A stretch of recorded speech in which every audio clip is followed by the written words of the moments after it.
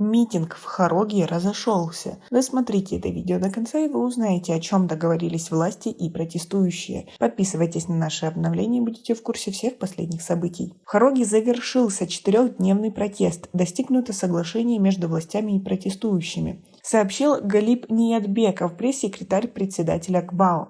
По его словам, после достижения соглашения протестующие разошлись, а представители хукумата и волонтеры провели уборку на центральной площади. Предложения и требования протестующих были приняты, и они покинули площадь. Их главное требование было привлечь к ответственности убийцу Гулбидина Зиёбекова. По поручению председателя создана специальная комиссия и начато расследование, добавил Галип Ниятбеков. Он не стал скрывать подробности переговоров и достигнутых соглашений, но отметил, что слухи о снятии Алишера Мирзанабота с поста председателя области не имеют никаких оснований. Ранее в соцсетях были распространены слухи о том, что Мирзанабот уволен, а на его место назначен Абдулла Намджувонов, который является начальником УМВД по Сагдийской области. Между тем, как сообщил источник, участвовавший в переговорах, власти также обещали, что уберут всех военных с постов ГАИ, которые находятся здесь с 2018 года, дополнительные посты, которые были установлены после инцидента в Хароге, и восстановят интернет-связь. Однако на данный момент интернета в Хароге все еще нет, добавил источник. Ранее источники в Хароге сообщали, что митингующие также требовали внедрить в службу органов работников из числа местных жителей, расформировать межведомственный штаб по обеспечению порядка и законности и снять с должности Алишера Мирзанабота, которого считают виновным в проведении операции по поимке Гулбидина Зиёбекова. Между тем, со ссылкой на межведомственный штаб по обеспечению безопасности и общественного порядка в ГБАО сообщили, что в области будут проверены, оценены и решены вопросы, находящиеся в компетенции прокуратуры по взаимодействию с представителями гражданского общества в соответствии с законодательством Республики Таджикистан. Отмечается, что также налажено движение общественного транспорта по центральному проспекту, работают торговые точки и бытового обслуживания.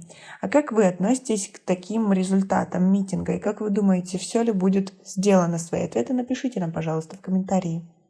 Несколько правозащитных организаций составили и подписались под обращением к президенту Республики Таджикистан Эмомали Рахмону. В нем они, в частности, рекомендуют прекратить насилие и привлечь к ответственности лиц, виновных в гибели мирных жителей в городе Харок. Гражданское общество выражает глубокую озабоченность в связи со смертью и многочисленными ранениями гражданских лиц во время произвольного задержания мирных протестов в Горно-Бадахшанской автономной области Республики Таджикистан и призывают власти страны провести тщательное расследование этих случаев.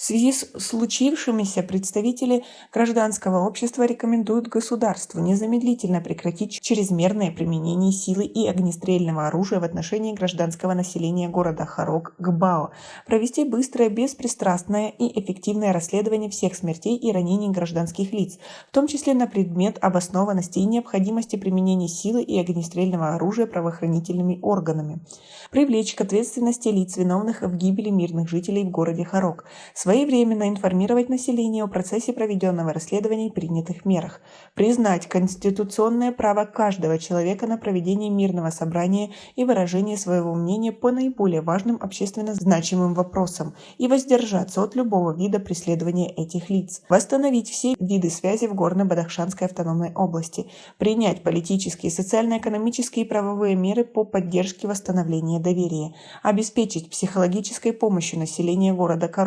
Харок, особенно женщин и детей, а также обеспечить обученным психологам медицинские центры города, оказать содействие в открытии в городе Харок Центра независимого мониторинга ситуации с участием представителей общественной организации, принять необходимые меры к социально-экономическому развитию края, в том числе привлечение инвестиций в социальные сферы, развитию инфраструктуры, созданию рабочих мест для молодежи и женщин и социальной поддержки уязвимых групп. А вы согласны с такими требованиями? Свои ответы напишите нам, пожалуйста, в комментарии. Как вы думаете, власти в лице Эмомали Рахмона как-то на это все отреагируют? Свои ответы напишите нам, пожалуйста, в комментарии. У нас пока на этом все. Оцените наше видео подпиской и лайком. До скорой встречи.